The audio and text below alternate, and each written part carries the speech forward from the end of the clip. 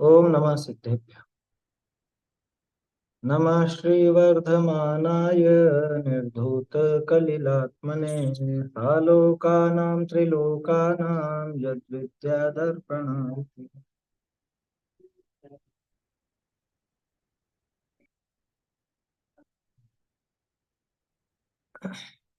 समाधि मरण का प्रकरण अपना चल रहा है रत्नकरण श्रावकाचार में।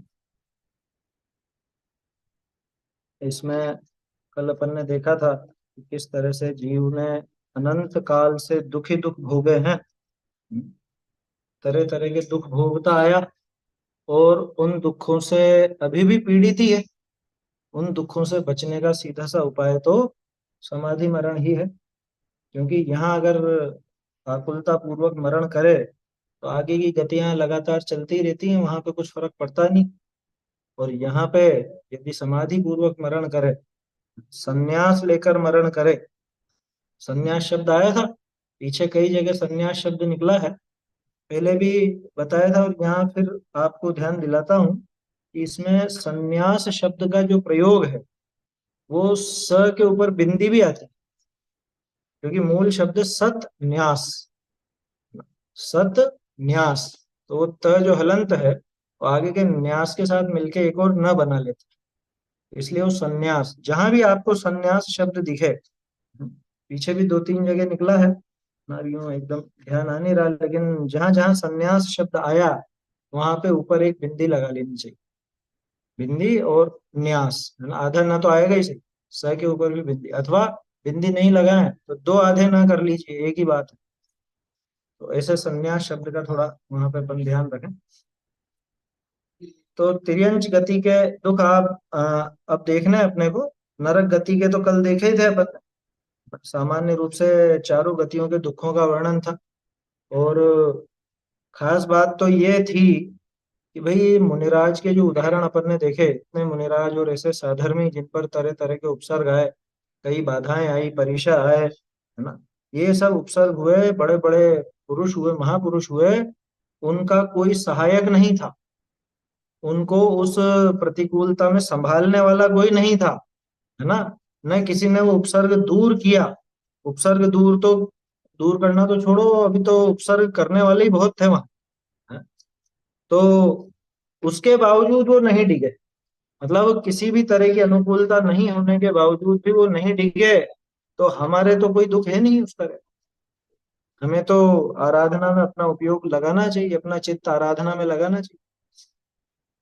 चार आराधना जो है, सम्यक दर्शन, ज्ञान, चारित्र, तप, इनमें अपने को अपना पूरा, क्या कहें, पूरा उपयोग इधर लगाना चाहिए। और सिर्फ ये मरण के समय की बात नहीं है, तो जीवन जब चल रहा है उसी समय ध्यान दे इन बातों पर। उसी समय अभ्यास करे, प्रयास करे, तो जाके मरण के समय तो कुछ बन पाएगा। नहीं तो यहाँ क्या होगा। चलिए पिछले श्लोक बोलते हैं, फिर आगे की बात करें। उपसर्गे दुर्भिक्षे जरसि रुजायां च निष्प्रतीकारे धर्माय तनु विमोचन माहुसल्लेखनामार्या अंतःक्रियाधिकरणं तपः फलं सकलदर्शिनस्तुवते तस्माद्यावद्विभवं समाधिमरणे प्रयतितव्यम् स्नेहं वैरं संगं परिग्रहं चापहाय शुद्धमनाः स्वजनं परिजनमपि च क्षान्त्वा क्षमयेत् प्रिये वचने आलोच्य सर्वमेनः कृतकारितमनुमतं च निर्व्याजम् आरोपयेन्महाव्रत मामरणस्थायिने शेषम् शोकं भयमवसादम् क्लेदं कालुष्यमरतिमपि हित्वा सत्त्वोत्साहमुदीर्य च न प्रसाद्यं श्रुतैरमृतैः आहारं परिहाय क्रमशः स्निग्धं विवर्धयेत् पानं स्निग्धं च हापयित्वा खरपानं पूरयेत् क्रमशः खरपानहापनामपि कृत्वा कृत्वोपवासमपि शक्त्या पञ्चनमस्कारमनास्तनुं त्यजेत् सर्वयत्नेन।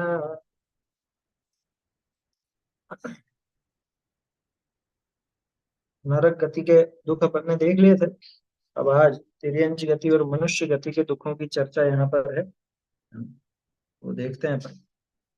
ये दुख दिखाने का प्रयोजन डराना नहीं है, बल्कि इन दुखों को देख करके अब ये सचेत हो जाए कि मुझे अब आगे इस तरह के दुख और नहीं भोगना।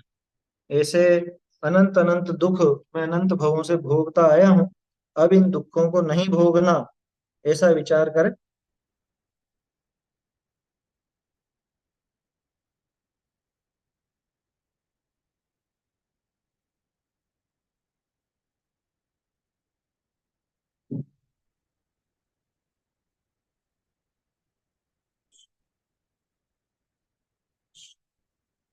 हम्म। देखिए दूसरी पंक्ति देखनी है अपने को, दूसरी पंक्ति से हो गया था यह, नरक में आयु पूर्ण भय बिना मरण नहीं। देखो इसमें एक चीज समझने की है, वास्तविकता देखी जाए तो किसी भी गति में आयु पूर्ण हुए बिना तो मरण होता ही नहीं। फिर भी मनुष्य और तिर्यंच में, मुख्य रूप से मनुष्य तिर्यंच की बात है, यहाँ ऐसा भी देखा जाता है कि आयु की उदीरना भी होती है, जिसको अपवर्तन नाम दिया गया है ना। कोई कोई कंडीशन है जहाँ अपवर्तन नहीं होता, चरम शरीर वाले हों, उत्तम शरीर वाले हों, हैं, और भोग भूमि के जीव हों, इनका अपवर्तन नहीं होता। बाकी अपन जैसे लोगों का तो आयु का अपवर्तन भी हो जाता है, उदीर्णा हो जाती है समझ में। तो वो सिर्फ कर्मों की दशा दिखाने के लिए है बात। होगा तो वहां भी आयु का क्षय, तभी मरण होगा, है ना। मरण तो तभी होता है जब आयु का क्षय हो, बिना आयु के क्षय हुए मरण होता नहीं। यहाँ जो लिखा ना, आयु पूर्ण भय बिना मरण नहीं, तो ये बात तो सभी जगह। बात ये है कि वो चाह करके भी नहीं छोड़ सकता। जैसे यहाँ तो वो आत्मघात करने का विचार करे और आयु का अपवर्तन हो जाए और मर जाए, ऐसा नरक में नहीं होता। नरक में जिस क्षण पैदा हुआ उसी क्षण से मरना चाहता है, लेकिन जितनी आयु बंधी है वो जब तक पूरी नहीं हो तब तक तो मरण का विचार ही छोड़ दो, मर ही नहीं सकता। मतलब मरना चाहे तो भी नहीं मर सकता, ऐसी दुर्दशा हो जाती। देखो तिर्यंच गति के दुख अब देखते हैं अपन। अर तिर्यंचनी के, अ, अर रोगी दरिद्री मनुष्यनि के, पाप का उदय ते जे तीव्र दुख होए है, सो प्रत्यक्ष देखो, प्रत्यक्ष देखो ही हो, वर्णन कहा करी। तिर्यंचों के और रोगी दरिद्री मनुष्य के, है ना। यहाँ अनुवाद में रोगी दरिद्री मनुष्य छोड़ दिया, क्योंकि आगे मनुष्य गति की चर्चा आ रही है, इस वजह से वो छोड़ दिया, है ना।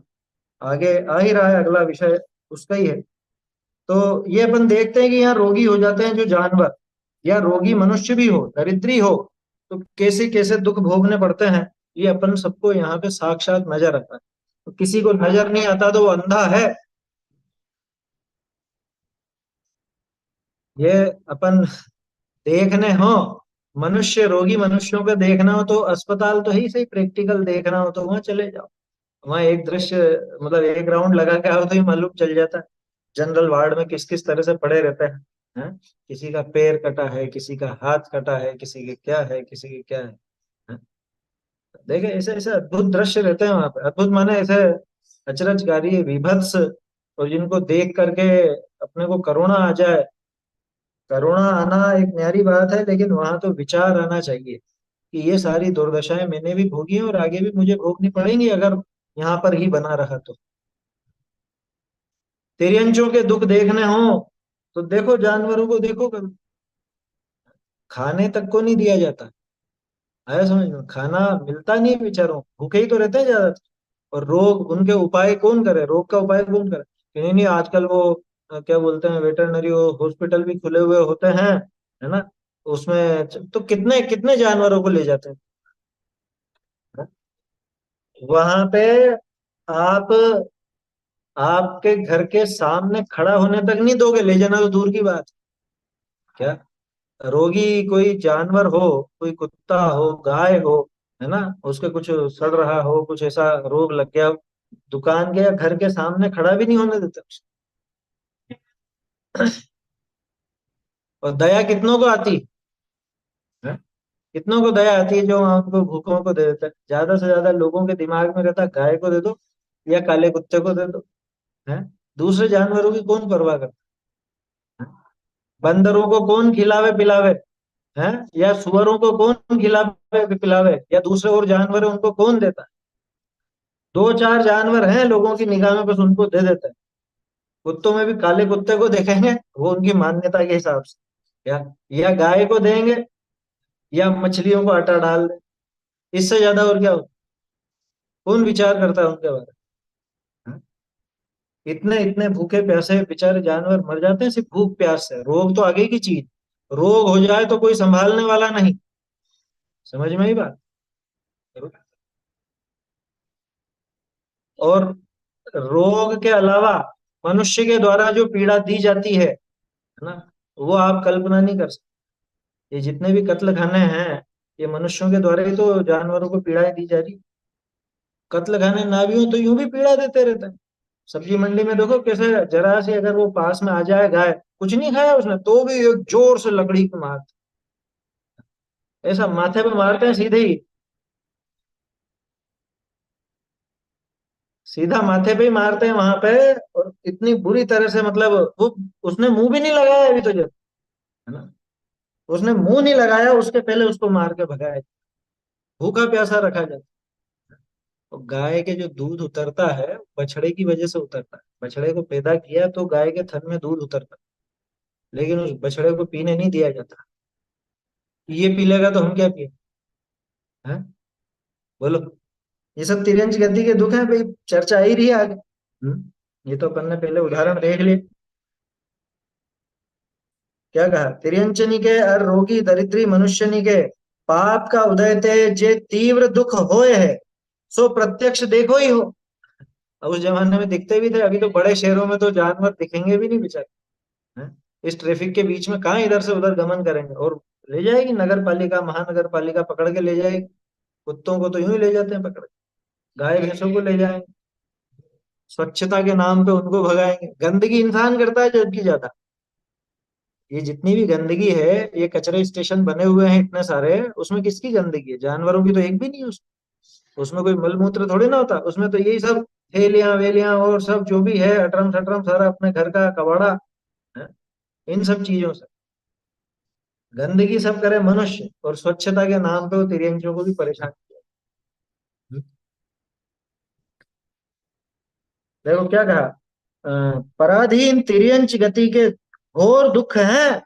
पराधीनता बहुत ज्यादा है भाई। यूं देखो तो वो जन्म से ही अपना काम करने में समर्थ हो जाता है, लेकिन चक्कर ये है कि वो अपना भोजन ढूंढे भी सही तो मिलता नहीं उनको आसानी से। इतनी पराधीनता हो गई।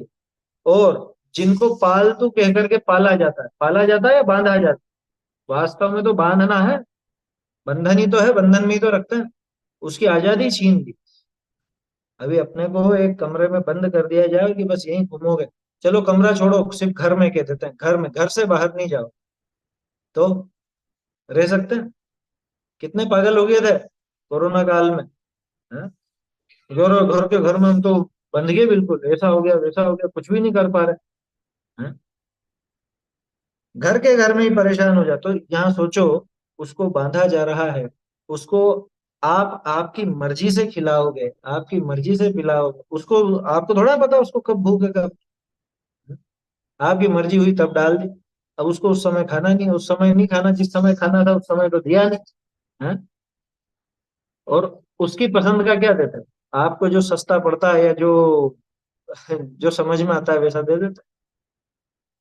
हालांकि कुछ लोग होते हैं दयावान भी होते हैं, तो उनका ध्यान रख करके उनका पोषण वगैरह भी करते हैं, बाकी बांधते नहीं है। वो खुले में ही, जो खुले में ही है, जो स्वच्छंद जानवर है उनकी बात कर रहा हूँ। जिसको दया होगी वो गायों को बांधेगा तो बिल्कुल भी नहीं। गाय छोड़ो, किसी और जानवर को भी नहीं बांधे। लोग बाग पालने के नाम पे असल में कष्ट ही देते हैं। चाहे कुत्ता हो, चाहे घोड़ा हो, चाहे गाय हो, चाहे जो भी जानवर पाला जाए। कहाँ वर्णन करें? पराधीन तिर्यंच गति के घोर दुख हैं, वचन रहित पणा। हम्म? अर तिनके क्षुधा का, तृषा का, शीत का, उष्णता का, ताड़ना का, अति भार लादने का, नासिका छेदी, नासिका छेदिर, रजूनी करी बांधने का, रज्जुनी करी बांधने का घोर दुख है। देखो क्या लिखा, वचन रहित पना, सबसे पहले तो यही दिक्कत है। बोल नहीं सकते बेचारे। कुछ तकलीफ हो, मान लो पेट में दुखता हो तो बता सकेगा? उनकी तो एक ही आवाज निकलती है। अपने को तो समझ ही नहीं आता क्या करे। जैसे छोटा बच्चा नहीं समझा सकता, अच्छा छोटा बच्चा तो फिर भी हाथ लगा के बता दे कि यहाँ दुख रहा है या यहाँ दुख रहा है, बोलना नहीं आता हो तो जानवर कैसे बता? भाई बाहर कोई घाव हो तो वो दिख जाए, लेकिन अंदर की जो पीड़ा है, उसका सिर दर्द है, पेट दर्द है, या कुछ उसको क्या लग रहा है, किस बात की पीड़ा है। जैसे जिस गाय का बछड़ा मर जाए ना, या उससे दूर कर दिया जाए, वो अंदर से बहुत पीड़ित होती है, उसकी आंखों से आंसू तक झरते हैं। तो अंदर मानसिक पीड़ा भी तो होगी ना। तो मानसिक पीड़ा कितनी, बोल नहीं सकते। हम्म? वचन रहित पना, कैसे समझावे अपनी बात। और उनके क्षुधा तृषा का, भूख प्यास है ही सही हमेशा। यूं समझ लो, नरक का एक छोटा चित्रण है। छोटा चित्र, नरक जैसा तो नहीं कहना चाहिए क्योंकि नरक में तो बहुत ज्यादा है, लेकिन यहाँ पे भी उसका उसकी एक हल्की सी झलक है। हिरण्य गति में जो दुख है, वो वहां की एक हल्की सी झलक है। भूख प्यास का, चलो अच्छा, ये तो अपन ने पंचेंद्रिय की बात करी है। जो त्रस है सामान्य असंगी पंचेंद्रिय तक के, उनको कौन खिलावे पिलावे, और उनका क्या है भोजन मालूम भी है क्या? है? अरे हम अनाज लेकर के आते हैं, कोई भी वस्तु लेकर के आते हैं, मान लो चावल लाए या कुछ भी लाए, अब उसमें कोई जीव निकले, हो ही जाते हैं अनाज में तो जीव हो जाते हैं। उनको उनके भोजन से अलग कर दिया। आपने मारा तो नहीं भले, अलग से रख दिया और सुरक्षित भी रख दिया, थोड़ा बहुत कुछ रख भी दिया खाने का, लेकिन अब उसका वो जीवन नहीं रहने वाला। उसका भोजन दूर हो गया, उसका रहन सहन दूर हो गया, उसका जो माहौल था, वातावरण था, वो वातावरण दूर हो गया। ये मटर वगैरह जितने भी आते हैं ना, फलियां आती हैं, अब उनमें मान लो कोई इल्ली निकले, कुछ निकले, आप सोचो कि हम तो छील करके और एक तरफ रख देंगे या कुछ कर देंगे, वो तो बात ठीक है, आपने तो आपकी दया दिखा ली, लेकिन अब वो जीव वैसा नहीं रहने वाला। वो उसका घर खुल चुका है, उसका घर खुल चुका है, अब वो वहां पे रह नहीं पाता है, समझ। और थोड़े समय बाद मरता ही मरता है। ऐसे भयंकर दुख हैं। और फिर एक इंद्रिय की तो कल्पना भी नहीं कर सकते। पेड़ तो न तो मांग सकते हैं कि हमको कुछ चाहिए, है, हमें धूप चाहिए या पानी चाहिए, क्या मांगेंगे बताओ? कुछ नहीं मांग सकते, ना मांग सकते हैं, ना भाग सकते हैं, ना कुछ इशारा कर सकते हैं। उनके क्षुधा का, तृषा का, शीत का, उष्णता का, ताड़ना का, सर्दी गर्मी, ये सब सहन करते हैं ना। देखो पेड़ पौधे कितना सहन करते हैं। अरे क्या सहन करते हैं, उनकी मजबूरी है। उनका बस चले तो वो भाग करके तुम्हारी तरह घरों में घुस जाए, लेकिन वो कर नहीं सकते। जब वो 50 डिग्री तापमान होता है, पेड़ झुलस जाते हैं, ऐसे झुलसते हैं, आग लग जाती है जंगलों में। अपने आप ही आग लग जाती है उस गर्मी से। सूखे पत्ते उस गर्मी के कारण रगड़ खा करके, टहनियों की रगड़ खा करके, और आग लग जाती है। इतनी भयंकर गर्मी में वो झुलस जाते हैं। जब अपन अपने कमरे में एसी में बिल्कुल पैक होकर के बैठते हैं ना, कि हमको तो गर्मी है ही नहीं, लेकिन बाहर वो उनका कितना दुख है, और दूसरे जानवरों को कितना दुख है। हाँ ऐसे भी रखते हैं, बहुत से सुरक्षा की दृष्टि से रखते हैं, लेकिन ये बताओ कितनों को रखेंगे? हैं? और अधिकांश तो खुद का ही स्वार्थ है। खुद का ही स्वार्थ तो है, वो तो सिर्फ उनको ही क्यों, दूसरे जानवरों को क्यों नहीं? गाय वगैरह को जो रखा गया वो तो खुद के स्वार्थ से रखा गया, है ना। कौन रखता है? नहीं तो दूसरे किसी को रखते हैं। और बल्कि कई जगह तो ऐसा होता है, अधिकांश डेयरियों की तो ये वास्तविकता है। वहां जो दूध देना बंद कर दे, या जो बिल्कुल बीमार हो गई हो या कुछ ऐसा हो गया हो, या बछड़े हो, उनको तो सीधे कत्ल खानों खानों में भेज दिया जाता है, मरने भेज देते हैं लोग। हैं? कितना भयंकर दुख है। मतलब आप उनके काम नहीं आ रहे हो तो मरने जाओ। सोचो, कोई ऐसा, मतलब सोचो तो सही, अपन कल्पना नहीं कर सकते अपने समाज में ऐसी व्यवस्था। और मनुष्य ने ये इतना इतना अत्याचार किया जानवरों के ऊपर, कि हमारे काम का नहीं रहा, ना दूध देता है ना कुछ ये काम का है, तो इसको तो बुचड़ खाने भेज दो, कत्ल खाने भेज दिया जाता। कल्पना तो करो कि अपने साथ ऐसा व्यवहार होने लग जाए। जैसे बहुत सारे देशों में तो इस तरह के वो आतंकी लोग रहते हैं ना, क्या ये हमारी बात नहीं मानते हो तो गला काट दे, सिर्फ बात नहीं मानते हो तो वैसी दशा तो इनकी विचारों की यूं ही होती। क्या हमें उन आतंकियों पे गुस्सा आता है, ये लोग क्या आतंकी से कम है जो सिर्फ अपने स्वार्थ के लिए जानवरों को पीड़ा देते हैं, और अपना काम नहीं बने तो फेंक देते हैं या निकाल देते हैं, मार डालते हैं। हम्म? प्रयोग के लिए मार दिया जाता है, और तो क्या कहें। ये जितने भी कॉस्मेटिक आते हैं, जितने भी ये शैम्पू क्रीम पाउडर वगैरह आते हैं, इनके प्रयोग सब होते हैं ना उन पर। तब तो कुछ लोगों ने वो आवाज उठाई तो आजकल अब निशान विशान आने लग गए, बताते हैं क्या। अब लेकिन उसमें भी कितनी सच्चाई है, पैसा देकर के, अपने भारत की स्थिति तो अपन जानते हैं, पैसा देकर के तो सब काम हो जाता है। समझ में ही बात। और सिर्फ उनको सर्टिफिकेट ही तो लेना, वो सिंबल ही तो लेना, छाप दिया। कौन चेक करने जा रहा है कि हो रहा है या नहीं हो रहा। और इस वस्तु का नहीं किया, इसमें जो जो वस्तुएं डली हैं उनका तो प्रयोग किया ही गया होगा। जो केमिकल डाले गए सबसे पहले तो उन केमिकलों का प्रयोग हो ही चुका होगा ना पहले। तो इसलिए वो सब बहुत हिंसक साधन हैं, और ऐसे साधनों को वापरने वाला ऐसी हिंसा का पात्र स्वयं बनता है आगे चल, क्योंकि पाप तो बंधेगा ही सही वैसा। उनके क्षुधा का, तृषा का, शीत का, उष्णता का, ताड़ना का। ताड़ना तो यूं ही होती, अभी बात की थी ना अपन ने, यूं ही मारते रहते हैं। अरे बहुत से बच्चों को मस्ती सूझती है तो चलते फिरते ही वो कुत्ते को लात मारे, या क्रिकेट खेलने जा रहे हैं, बैट हाथ में स्टंप हाथ में, तो उससे ही चलते चलते यूं दिया। दिवाली के टाइम पे वो पटाखे बांध देंगे कुत्ते की पूंछ से और चला दें। हैं? कितने कितने, क्या कहें अपन भी, इतने हिंसक, ऐसे ऐसे लोगों के लिए शब्द भी नहीं अपने पास, इतने क्रूर। और इनको हंसी मजाक लगता है उसमें, ये क्रूरता कितनी है, कितनी भयंकर क्रूरता है। ऐसी क्रूरता वाला जीव कहाँ का पात्र होना चाहिए। हैं? देखो, उनके क्षुधा का, तृषा का, शीत का, उष्णता का, ताड़ना का, अति भार लादने का। भार वहन, हिम आतप त्रास, ये सब दुख आए थे ना, सब यही का तो वर्णन है।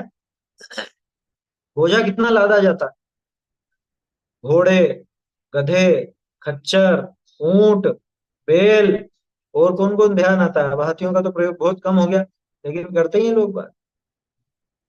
अच्छा देखो, एक और चीज है उसमें, कोई जानवर अगर विरोध भी करे खुद की पीड़ा का तो उसे मार दिया जाता है। जैसे आपको किसने अधिकार दे दिया कि आप हाथी पर बैठो। हम्म?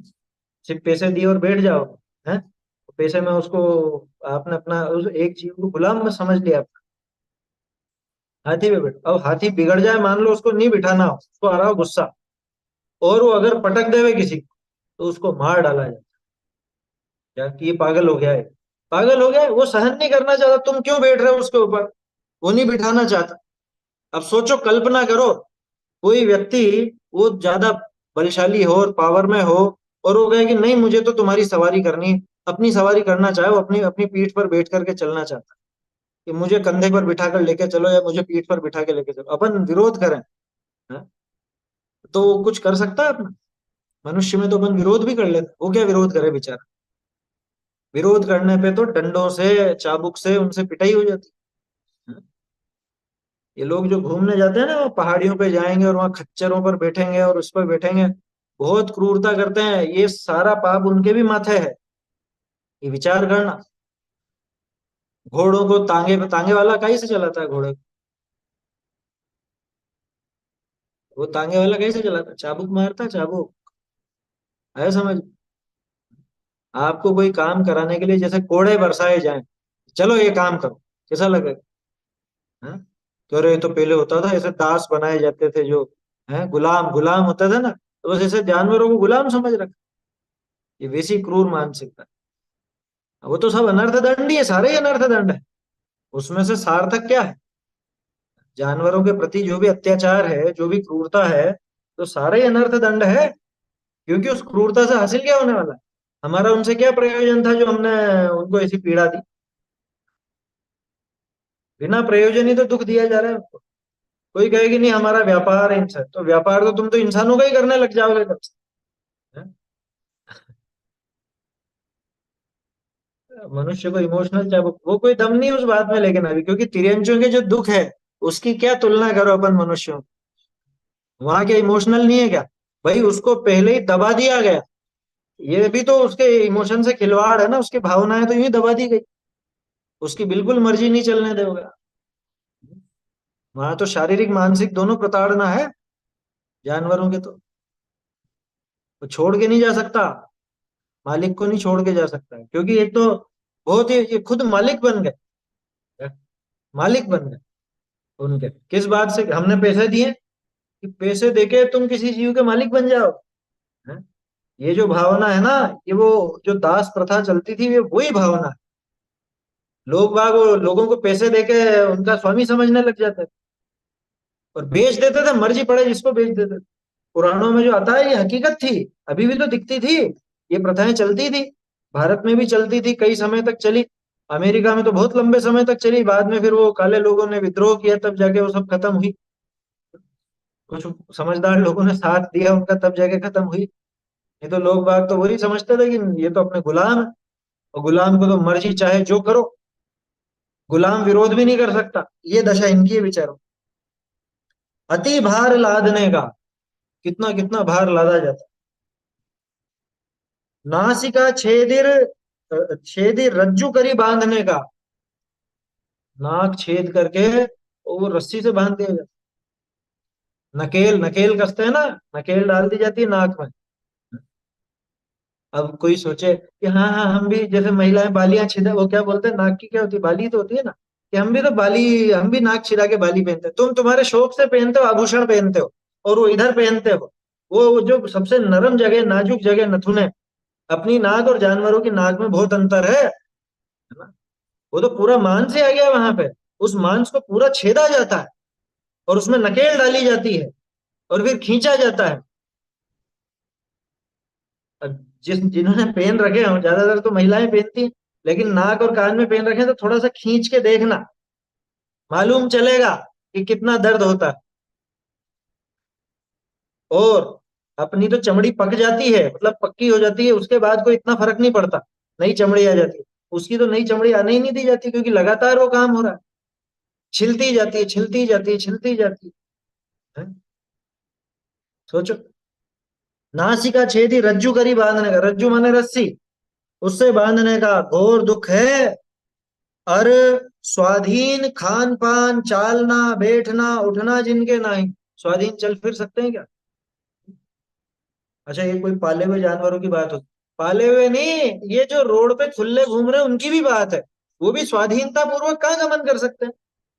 वो वहां बैठना चाहते हैं रोड पे, आपके घर की जगह पे नहीं, रोड पे बैठना चाहते हैं। लेकिन रोड हमारे घर के सामने है, वो तो हम तो नहीं बैठने देंगे, बोलो। स्वाधीनता से न बैठ सके, न चल सके, कि ये हमारे यहाँ क्यों चल रहा है, भगाओ इसको यहाँ से। बहुत से लोग बिना बात डंडा लेके भागते हैं इनके पीछे। ऐसे मूर्ख होते हैं गजब के, कि भाई न वो तेरे घर पे आ रहा है, न तुझे धक्का दे रहा है, न तुझसे कुछ उसने मांगा, न तू उसको खिलाता पिलाता है, न उसने तेरे यहाँ गंदगी की, तू क्यों उसको डंडे से मार के भगाना चाहता?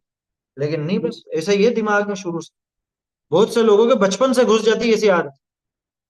क्या देखा, कई लोगों को देखा हमने तो इस तरह से डंडा लेके बिना बात ही पीछे पड़े हैं।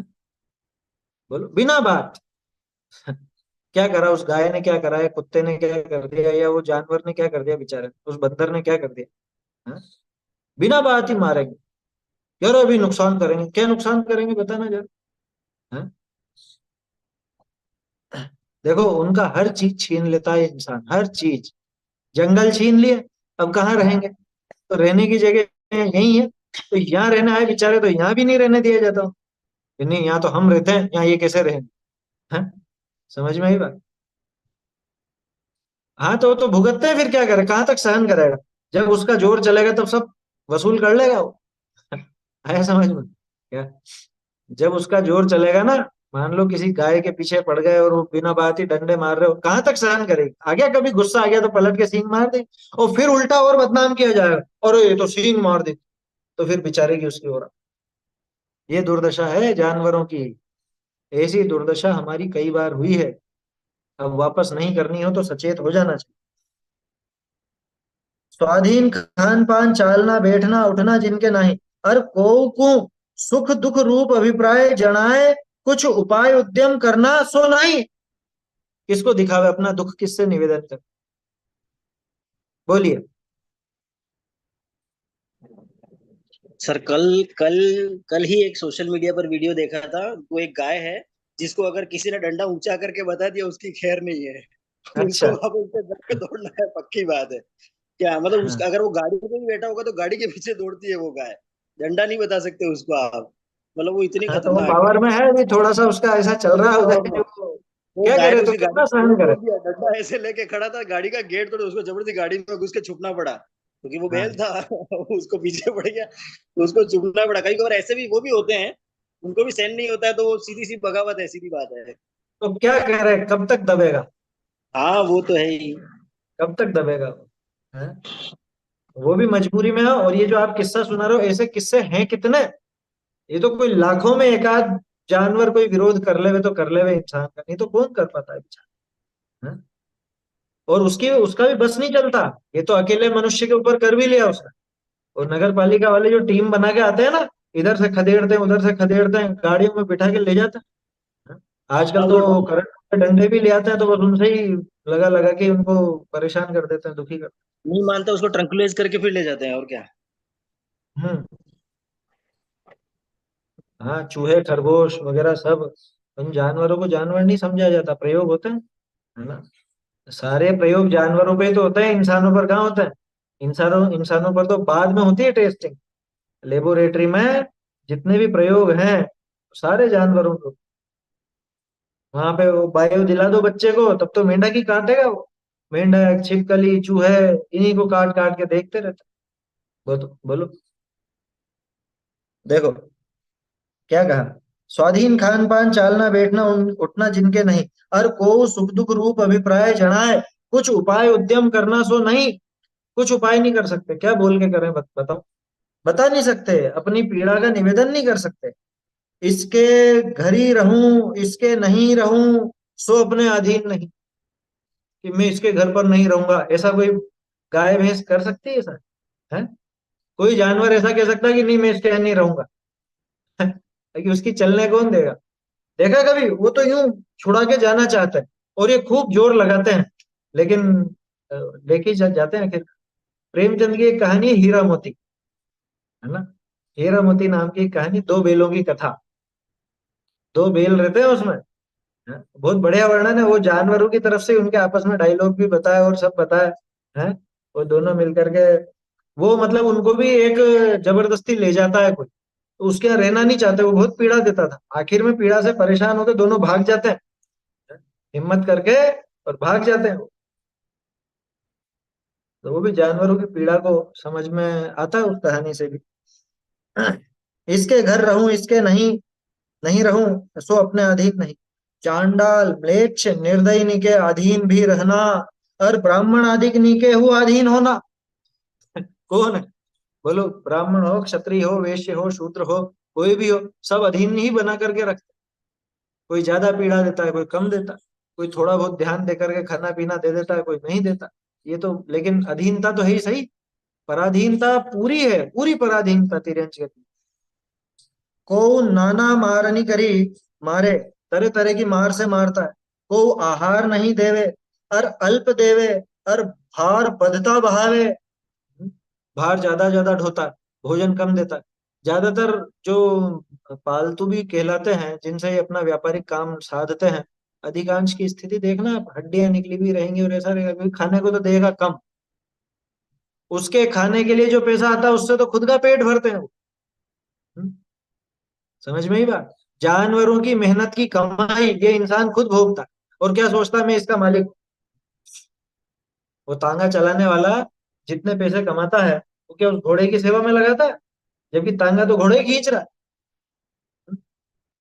ये पंच कल्याणकों में भी जो प्रयोग किया जाता है जानवरों का, बिल्कुल गलत है, बिल्कुल गलत है। समझ समझ में ही बात।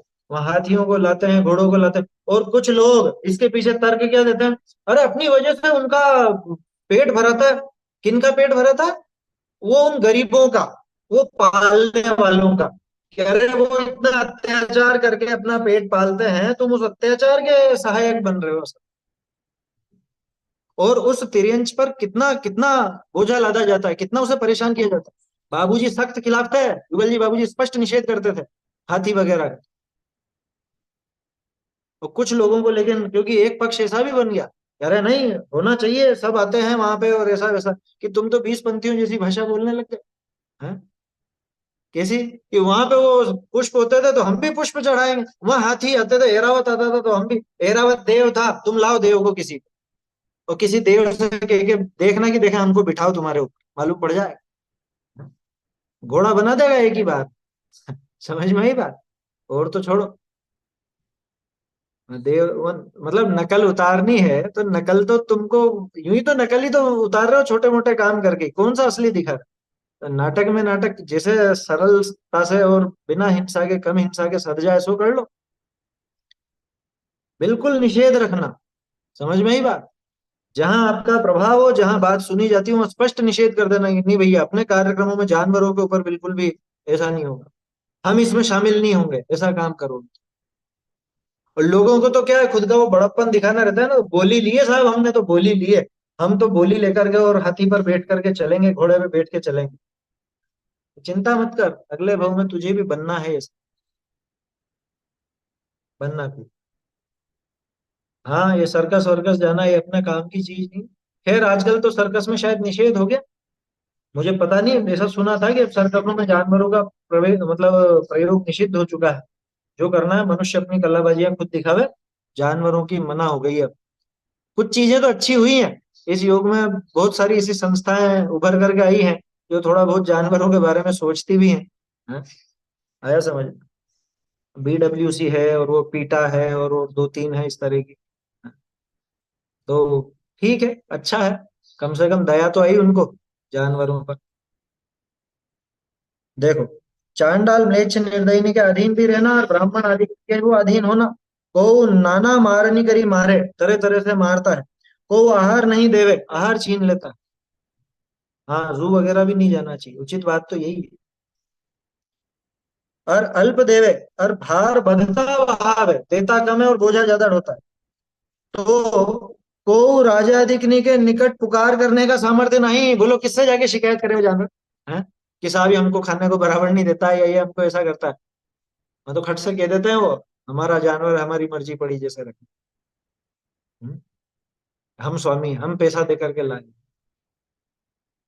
राजा आदि के निकट पुकार करने का सामर्थ्य नहीं। को दया करी रक्षा करी सके नहीं, आप करके दिखा देना। वहाँ कस खाने होते हैं, ये ऐसी दुकानें लगी रहती हैं जहाँ पे ज्यादातर मीट वगैरह की, वहां जाके कभी कहते ना, अरे क्यों मारते हो इनको, तो उल्टा आपके पीछे दौड़ने लग जाए। क्या, कि तुम्हें क्या लेना देना है, हमारा मुर्गा, हमारा बकरा, हम मर्जी पड़े जो कर।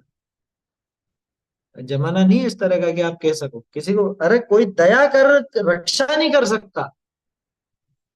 बीच में कुछ लोगों ने ऐसा प्रयास किया था, कुछ संस्थाओं ने भी, ये बकरीद वगैरह आती है जो कि अपन बकरे खरीद लेते हैं इनसे और उससे बच जाएंगे, लेकिन वो भी सफल नहीं हुआ कुछ काम। क्यों? क्योंकि वो तो, तुम तो खरीद लोगे, वो और ले आएंगे, उनको तो काटना है, जो काटेंगे ही काटेंगे। और इसका एक दुष्परिणाम और समझ में आया, वो क्या करते हैं, वो बिल्कुल मरे हुए और ऐसे ऐसे जो बकरे रहते हैं ना, मतलब बिल्कुल कमजोर और ऐसे, वो बेच देते थे इनको बहुत ऊंचे दाम, और उस पैसे से और मोटा ताजा बकरा खरीद करके। ऐसी हरकतें भी हुई हैं बहुत। तो इसलिए ये लिखा ना, जो सही लिखा है, कोई दया करके रक्षा नहीं कर सकता। अपनी जितनी कोशिश बन सके उतना तो अपन कर लेते, छोटे मोटे जीव हों जो पालतू नहीं कहलाते, छोटे जैसे लट इल्ली वगैरह, इनकी तो अपन दया पाल लेते हैं, इनको तो अपन बचा लेते हैं। चूहे बिल्ली वगैरह, बिल्ली पीछे पड़ी हो चूहे के, तो अपन चूहे को बचाने की कोशिश कर सकते हैं। लेकिन ये जो पालतू जानवर हैं, इन पालतू जानवरों की आप रक्षा भी नहीं कर सकते। क्यों? क्योंकि कोई उनका मालिक बन के बैठा हो, वो हस्तक्षेप नहीं करने देगा। आया समझ। अरे लोगों ने फर्जी गौशालाएं खोल खोल के अपने खूब मकान खड़े कर लिए, या करोड़ों कमा लिए, क्योंकि चंदा आता है गाय के नाम पे और उससे खुद ऐश करते हैं, गायों को कुछ भी नहीं मिलता। बहुत सी गौशालाएं ऐसी हैं जहाँ पे जाके देखो तो गायों को बिल्कुल एकदम सूखी हो रही है, बिल्कुल सूखी, बिल्कुल एकदम हड्डियां निकल रही हैं। क्या, खाने पीने को बराबर मिलता नहीं है, और वहां के जो सेठ हैं वो सब मोटे ताजे होते हैं। ये चारा घोटाला नहीं है तो क्या है ये? समझ में ही बात, आया किसके नाम पे था और भोग कौन रहा है? बोलिए। सर एक बात है, जैसे अपन ये सब पढ़ रहे हैं और अपन ये सब सोच पा रहे हैं, तो हम्म। मेरा ये दिमाग में एक प्रश्न है कि जैसे वो जो सम्यक दृष्टि थे, सरसला का पुरुष, तीर्थंकर वगैरह ये सब हैं, उनके पास तो लाखों की संख्या में घोड़े, हाथी, अस्तबल में उसकी हाँ, सवारी होते भी थे ना, करते थे, और उनका युद्धों ध्यान में भी भी उसी ले ढंग जाते से थे, रखा जाता था। तो उनके चल रही थी। चल रही थी, उनका ध्यान भी वैसे ही रखा जाता था। जैसे नेमिनाथ भगवान जो थे, वो है कि हम्म। बाड़े में पशुओं को बंधन में देखा तो उनको विरक्ति हो गई, लेकिन वो जब हाँ शादी करने गए तो घोड़े पे चढ़कर ही गए होंगे। हाँ, वो बात ठीक है, तो उस जमाने में साधन ही वही था। अब अपने तो नहीं है ना ऐसे साधन, अपने तो कार वगैरह सब है। आपके पास मोटरसाइकिलें हैं, कारें हैं, उस जमाने में मोटर वोटर नहीं थी, तो उस जमाने में ये चीजें चलती थी। ऐसा समझ में। दूसरी बात, वहां जो आप कह रहे हो कि अपने महापुरुषों के भी जीवन में दिखते हैं, तो वो सारे के सारे बहुत ध्यान रखे जाते हैं। आज के जैसे नहीं होते थे। ध्यान और रखने वाले तो अपने, फिर उनके नौकर ही होते हैं, वो अच्छी बात है, रखते होंगे, अपन मानते हैं, लेकिन कहीं हाँ ना कहीं उनका राग तो उससे जुड़ा था उस समय में। बिल्कुल जुड़ा था ना, कौन मना कर रहा है? और अपने तो लेकिन एक से उसका, शादी के टाइम पे सिर्फ एक दो घंटे के लिए जुड़ता है, उनका परमानेंट लाइफ टाइम तक कई लोगों का, कई तीर्थंकरों का, कई महापुरुषों का जुड़ा होगा। हाँ बिल्कुल जुड़ा था ना। तो उससे क्या सीखना लेकिन अपने को, प्रश्न तो ये नहीं, है। वो तर्क देते हैं ना, लोग अगेंस्ट में तो तर्क मैं देते हैं समझ उसकी गया आपकी बात, वो आप नहीं कह रहे हो, आप वो तर्क ही दे रहे हो। तो उनसे यही कहना कि भैया यही सीखने को मिला के अपने को उनसे, है। वो ठीक है, नेमिनाथ जी घोड़े पे चढ़ के गए थे, उसके बाद दीक्षित हो गए थे, तुम भी चढ़ लो और फिर दीक्षित हो जाना। लेकिन दीक्षित होने की शर्त पे चढ़ो तो चढ़ लो, हम तो नहीं कहते कि मत चढ़ो। नेमिनाथ जी घोड़े पर गए थे तो दीक्षा भी ली, जिन जिन महापुरुषों की बात की है उनकी विरक्ति भी देखो फिर। अभी थोड़ी देर पहले यही तो बात की है अपन ने। ये पुराने उदाहरण लेकर के अपने बहाने बना, जैसे एरावत का उदाहरण लेकर के पंचकल्याणक में हाथी लाल, ठीक है ना। तो एरावत तो वो देव था, है? और वहां पे पंचकल्याणक असली था, और वहां व्यवस्थापक स्वधर्म इंद्र था, वो सम्यक दृष्टि था। तुम सम्यक दर्शन कर लो फिर बैठना हाथी के ऊपर जो बैठना। उदाहरण लो तो फिर पूरा ही लो। उनसे इसी तरह का जवाब देना, जो लोग इस तरह का तर्क करते हैं ना, उनको सीधा यही कहना। और अब देखो क्या कहें, है ना। वो उदाहरण सुनने में अच्छा नहीं लगता, लेकिन भाई किसकी निगाह कहाँ होती है। अपने को क्या देखना, उनके जीवन से विरक्ति लेना चाहिए या उनके विषय भोग देख करके विषय भोग की प्रेरणा लेनी चाहिए। उनके जीवन में वो था तो क्या वो मोक्ष मार्ग में सहायक था या बाधक था, ये भी देख। जो कुछ भी था, जैसे जानवरों का प्रयोग वगैरह उनके जीवन में अपने को दिखा, तो क्या उसकी वजह से मोक्ष हुआ या उन सबको छोड़ के ही मोक्ष हुआ? और फिर तर्क की बात करें तो उस जमाने की व्यवस्था वैसी थी, वहां पर कोई इस तरह के अपने मोटर गाड़ियां नहीं थी। अपने पास तो है ना, अपने पास मोटर गाड़ियां हैं, तो अपन क्यों ऐसा प्रयोग करें जिसमें हिंसा हो? अपने पास ट्यूबलाइटें हैं तो व्यर्थ में दिए क्यों जलाएं? दिए पहले के लोग जलाते थे साहब, क्यों जलाते थे? कि उनके पास रोज ये नहीं थी, लाइट नहीं थी। अब अपने पास तो लाइट है ना, तो अब हम क्या दिए जलाते हैं? ऐसा है। तो वो, खैर कुतर्क करने वाले तो हमेशा कुतर्क करते हैं। बाकी ठीक है, वो बात अपने को भी विचार करके रखनी चाहिए कि क्या अपन उनको जवाब दें। हमारे यहाँ तो एक सीधी कहावत है, शुगर की नियत हमेशा विष्ठा पर होती है। तो वो महापुरुषों का जीवन भी देखता है, तो वो विषय भोग देखेगा, वो उनकी विरक्ति नहीं देखेगा। जबकि अपने को क्या देखना, अपन लोग तो देखते हैं कि उनके जीवन में विरक्ति कैसी थी, उनके जीवन में अध्यात्म कैसा था।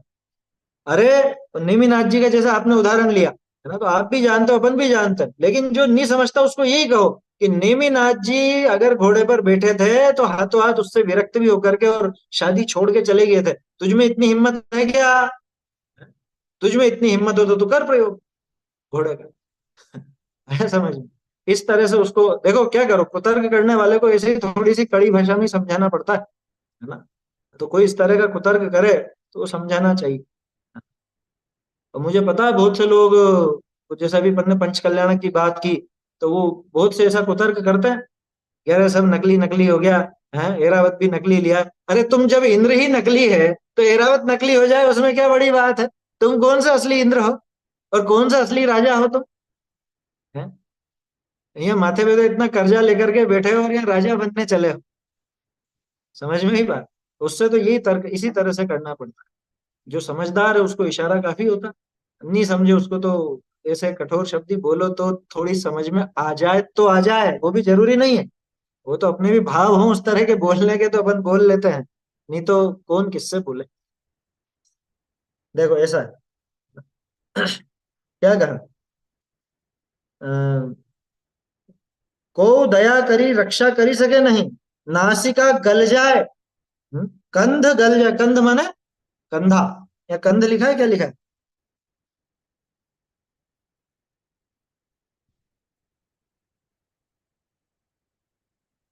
हाँ कंधा ठीक है, कंधा छिल जाता है, गल जाता है। कंधा कैसे? बैलों के वो कंधों पर ही तो हल लादा जाता है, या जो घोड़ा है घोड़े के ऊपर भी कंधे पर ही सबका वजन होता है, तो उनके वहां कंधे की हड्डियां छिल जाती हैं। आया समझ, कंधे की हड्डियां छिल जाती हैं, हड्डियां क्या, वो मांस छिल जाता है, हड्डी दिखने लग जाती है, हड्डियां क्या छिल जाती है, हाँ? नाल ठोक दी जाती है घोड़ों के नीचे। बोलो, कंध गल जाए, पीठ कट जाए, कौन परवाह करे, हजारा कीड़ा पड़ जाए, तोहू पाषाण आदिकनिका, कर्कश भार लादना, पत्थरों को लादते हैं, हाँ? ये बहुत सी जगह पे, उधर जाओगे आप अजमेर और इस साइड जाओगे तो अभी भी ऊंट गाड़ियां चलती हैं, बहुत सारी जगह ऊंट गाड़ियां चलती हैं। वहाँ जहाँ मार्बल निकलता है ना किशनगढ़ और इस साइड, तो मार्बल के बड़े बड़े स्लेब, एक एक पट्टी नहीं, पूरे स्लेब के स्लेब निकलते हैं, जो टनों के वजन के होते हैं, टनों वजन होता है, उनको ऊंट गाड़ियों पर लादा जाता है और ऊंट ऊंट उसको बेचारे ढोते हैं वो वजन। उससे उनके कभी कुछ समझ लो घाव हो जाता है, कीड़े पड़ जाते हैं, तो भी कीड़े पड़ जाए घावों में तो भी उनको पत्थर का वजन, कर्कश वजन, जो कठोर वजन है वो लादना पड़ता है। बहुत से छोटे छोटे पुराने गांव हैं, आजकल तो गधे खच्चर दिखते कम है, पुराने गांवों में या छोटी जगहों पर जहाँ पे गलियां ज्यादा है, सकड़े एरिया है, वहां पे गधों और खच्चरों से ही काम लिया जाता है। बिल्डिंग मटेरियल सब इन्हीं के ऊपर लादा जाता है। ईंटें हैं, अरे ईंटें कितनी खुरदरी होती हैं, कभी सिर्फ एक थैले में भर के ऐसे पीठ पे रख के देखना, क्या 8-10 ईंटों को, है ना, मनुष्य तो लेके जाता है उसमें तगारी में, ईंटों को सीधे नहीं छूता, वो तगारी जो रहता है उसका वो टब रहता है उसमें रख करके ले जाता है, प्लास्टिक का लोहे का जिसका भी रहता है। और इनको तो वो कैसा भी हो, बोरा बोरा टूटा फटा कैसा भी हो, उसमें लाद करके ले जाएंगे, पूरी चमड़ी भी छिलती जाएगी तो भी लाद करके ले जाना। ईंट हो, रेत हो, गिट्टी हो, सीमेंट हो, कुछ भी हो, सारा वजन ये लाद करके लेके जाना। तो बेचारे थोड़ा समझ लो इधर उधर भाग के जंगलों में गए, तो जंगलों में आप पहुंच गए वहां देखने, हिल स्टेशनों पर, तो वहां भी उनकी पीठ की सवारी करने लग गए। कहाँ शांति है बेचारों, हम्म? मनुष्यों के पास रहे तो मनुष्य इतना बोझा लाता, वहां जंगल में चले जाए तो क्रूर पशु मार करके खा जाते। कहाँ जीवन है सोचो। तो पाषाण आदिग्नि का कर्कश भार लादना, और भार भार नहीं बया जाए, चाल्या नहीं जाए, तदि मर्म स्थाननि में चाम चामठीनिका, एक सेकंड, मर्म स्थान में चामठीनिका तथा लोहमय ना, चामठी, चामड़ी कुछ होता है, तथा लोहमय तीक्ष्ण आरनिका, तथा लाठी लट्ठनिका घात, और दुर्वचननी करी, संतापित करी, बड़ी जबरी ते चलावना। नहीं चला जा रहा, ये दृश्य कभी देखे ही होंगे, हाँ? छोटी जगहों पे तो ज्यादा दिख जाता है, नहीं चला जा रहा उससे बेचारे से, तो भी उसको चल चल करके पहले तो गालियां दे दे के चला, उसको लकड़ियों से मारे, नहीं चला जाता जब भी। बोलो वो वजन ढोने में समर्थ नहीं है, वो बिल्कुल भी उससे एक कदम भी आगे नहीं बढ़ाया जा रहा है, और ये फिर भी, है? ये चांद थी नहीं, मतलब मेरे ख्याल से चाबुक वाबुक होगा, क्या लिखा है यहाँ पर, चमड़े तथा लोहे की तीक्ष्ण आरियों से, हाँ वही चाबुक है ना, चाबुक चलाया जाएगा, लकड़ियों से मारा जाएगा, नहीं चल रहा है आगे तो ऐसे ऐसे मारते हैं। देखो ये सारे जीव नियम से नरकगामी हैं, जो भी ऐसा अत्याचार करते हैं नियम से नरकगामी, क्योंकि कहाँ भोगेंगे ये सारे दुख, कहाँ भोगेंगे, और तो कोई जगह दिखती नहीं नरक के अलावा। बल जबरी से चलाया जाता है, नासिकादि मर्म स्थाननी में, ऐसा जेवड़ा सांकल चाममय नाड़ी, नाड़ी नहीं करी बांधे, जो हलन चलन नहीं करी सके, ऐसे तिर्यंच गति के प्रत्यक्ष दुख देखो हो, तुम्हारे कहा दुख है। ये नाक वो छेद देते हैं उसकी बात है, नकेल डाल देते हैं, है ना। नासिक आदि मर्म स्थान अनिव, मर्म स्थान माने बिल्कुल जो ऐसी कोमल जगह हो ना जहाँ पे बहुत भयंकर चोट पड़ती, कान हो, नाक हो, है, समझ में ही बात। और क्या कहें अभी, मतलब जगह जगह पर जननांगों में, इनमें इनमें भी बहुत पीड़ा दी जाती है। बैलों का बधियाकरण वगैरह सब कर दिया जाता है। और नीचे कील ठोक देते हैं इनमें, क्या बोलते हैं, पैरों में, खुरों में, हैं? सब मर्म स्थान ही है, जहाँ चोट लगे वो सब मर्म स्थान। ऐसे मर्म स्थानों में ऐसे जेवड़ा, जेवड़ा मतलब रस्सा, जेवरी बोलते हैं रस्सी को, तो रस्सा बांध दिया मोटा। अब सोचो, अभी अपन थोड़ी देर पहले उदाहरण ले लेता नाक में बाली का, बाली तो बिल्कुल बड़ा जरा सी है, और वो तो जरा सा छेद होता है। एक मोटा छेद किया जाए और उसमें मोटी रस्सी बांधी जाए, और अपनी तो चमड़ी जरा सी पतली बारीक है, उनकी नाक का तो इतना इतना मांस का हिस्सा, अब उसमें इतना मोटा छेद करके रस्सा डाला जाए, हैं? और वो चमड़ी पकती नहीं है, वो पक्की हो ही नहीं पाती, क्योंकि लगातार उसको चला रहे हैं, पकेगी कहाँ से। तो घाव पे घाव, घाव पे घाव, घाव पे घाव लगातार। अरे इन दुखों से भी डर लगता हो, उन पे करुणा आवे, स्वयं पे करुणा आवे। अपने पे करुणा है तो क्या करना, सम्यक दर्शन लो भैया। करुणा आ रही है तो आज तक जिसकी वजह से दुख मिला है, उन दुखों को अब नहीं भोगना, ये विचार करो। ये सारे दुख देखो, तुम्हारे कहाँ दुख है, इनके मुकाबले क्या दुख है बताओ अपने को। इसके बावजूद वो तिर्यंच सम्यक दृष्टि हो जाता है, और ये मनुष्य इतना नालायक कि इतने आराम में होने पर भी, है, सम्यक दर्शन का उपाय नहीं करता। जलचर, नभचर, वनचर जीव परस्पर भक्षण करे, है ना। पक्षी हों वो एक दूसरे को मारते हैं, जलचर एक दूसरे को खा जाते हैं, थलचर भी एक दूसरे का, लौकिक में तो कहावत है, जीवो जीवस्य भोजनम, है। बायोलॉजी का तो यही सिद्धांत है, बायोलॉजी क्या बोलते हैं उसको, जूलॉजी बोलते हैं, क्या बोलते हैं उसको, तो वो प्राणी विज्ञान, तो प्राणी विज्ञान का तो बच्चों को बचपन से पढ़ाया जाता है, तो फूड चेन है। फूड चेन, फूड चेन पढ़ाते हैं बच्चों को, ताकि ये घास फूस खाते हैं, इनको ये मनुष्य खा जाता है, और मनुष्य मरता है तो ये घास फूस बन जाता है, ऐसा हो जाता है, वैसा हो जाता है।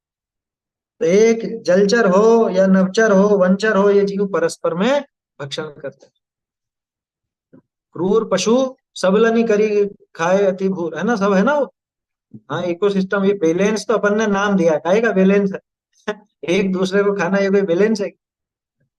ये बैलेंस का ही तो बहाना लेकर के मांस भक्षी जो मनुष्य है वो यही बात करते हैं, हम इनको नहीं खाएंगे तो इनकी संख्या बहुत बढ़ जाएगी। हाँ?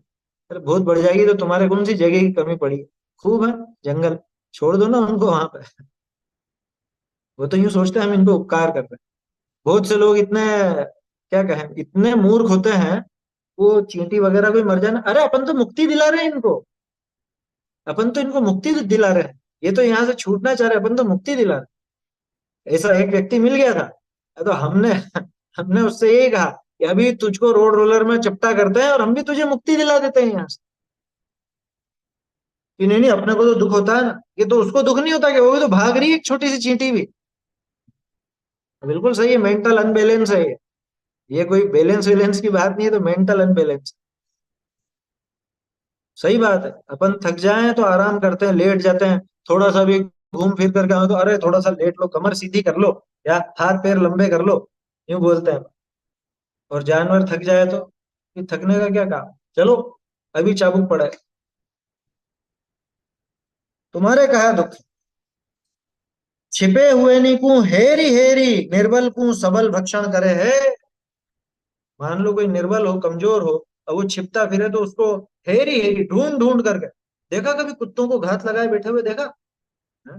तो नाली में यूं निगाह रखते हैं, कोई चूहा निकल गया, वो ऐसे ऐसी दौड़ लगाते हैं, अंदर घुस जाए ना तो खोद करके निकालते हैं, खोद के निकाल लेते हैं।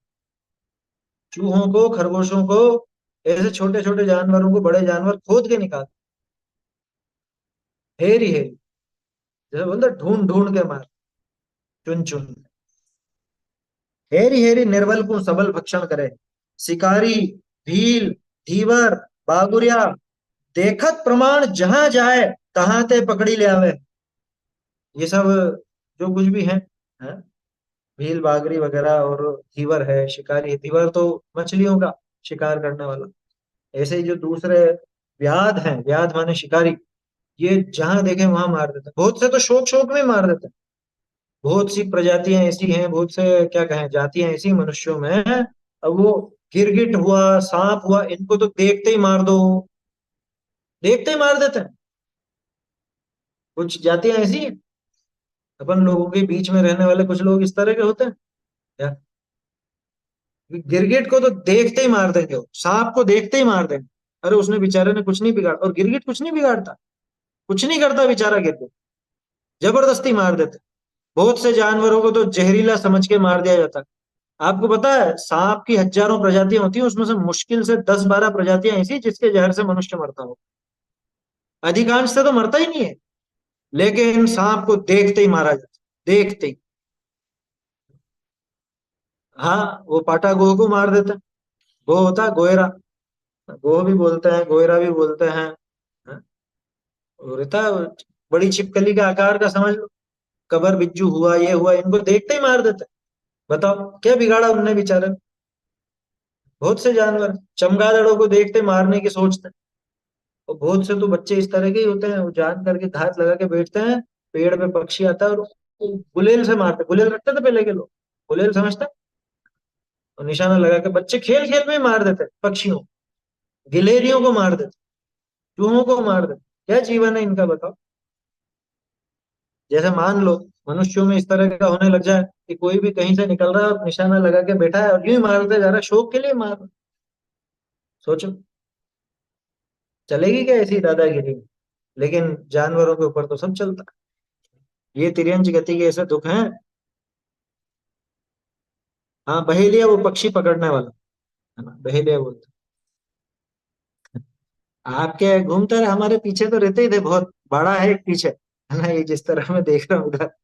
तो वहां तो बहुत बहुत तरह तरह के जानवर थे पहले, अब वो सब तोड़ फोड़ दिया गया तो ऐसा है। कुछ नहीं करता, है ना, सांप अजगर वगैरह सब देखे हैं घूमते हुए पास पास ही, कोई ऐसी बड़ी बात नहीं है। आया समझ में? तो कोई ऐसी कुछ नहीं करते, ये सब डरते हैं इंसान से, और इंसान इनको सबको मार देते। ऐसा दुष्ट है। शिकारी भील धीवर बागुरिया देखत प्रमाण जहां जाए तहां ते पकड़ लिया है। मारे है, चीरे है, बिदारे है, रांधे है, भुलसे है, कौन दया करे। बताओ, तरह तरह के प्रयोग करते हैं। उस सांप की तो खाल यूं जिंदे में ही उतार देते, जिंदे में। वो बीडब्ल्यूसी में थी ना वीडियो, है, जिंदा सांप को उसके मुंह से कील से ठोक दिया उस पे पेड़ पे, और फिर पूरी की पूरी ब्लेड से उसकी पूरी खाल उतार।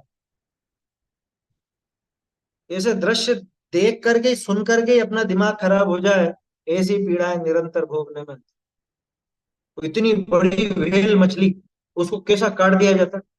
जरा से उसका कुछ वो ऐसा कुछ शरीर में ऐसा अंग रहता उसको पाने के लिए कि ये एक विशेष केमिकल है?